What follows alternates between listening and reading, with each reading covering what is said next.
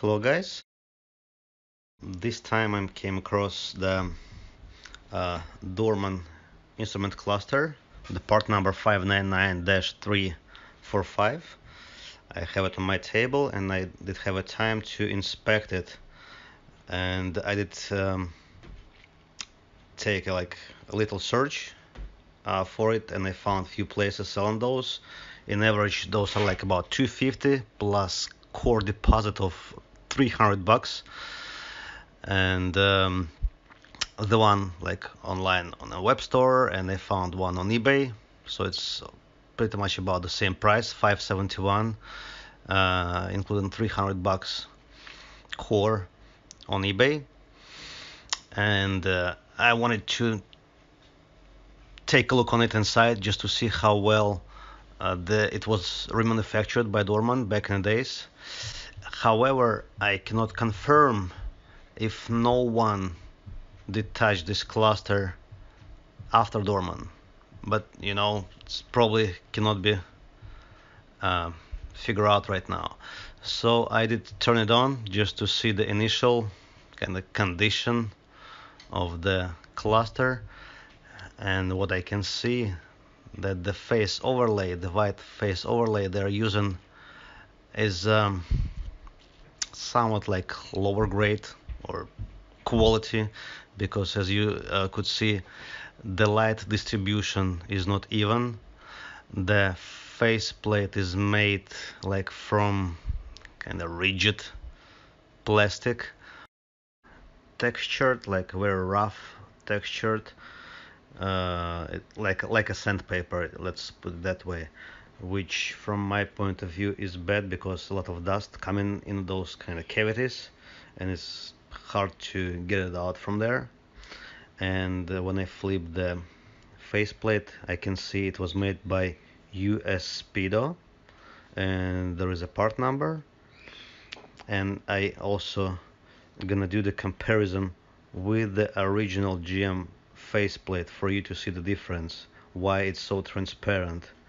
As you can see, on the top is the original faceplate, like very basic faceplate from GM, and it's got few layers of white or blue tint, and it's used to spread the light evenly. While as you can see now, uh, there is no any tint from the bottom of the US Speedo faceplate. That's why you can see uneven light distribution. In some spots the light is very bright, in some spot like not so much.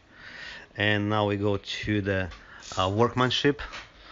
As you can see, it's not bad. Some of the solder balls are little bit too big, and the motors they're using MR1109.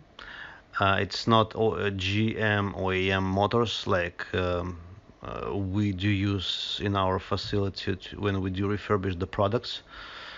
And but in overall, the solder quality is pretty decent.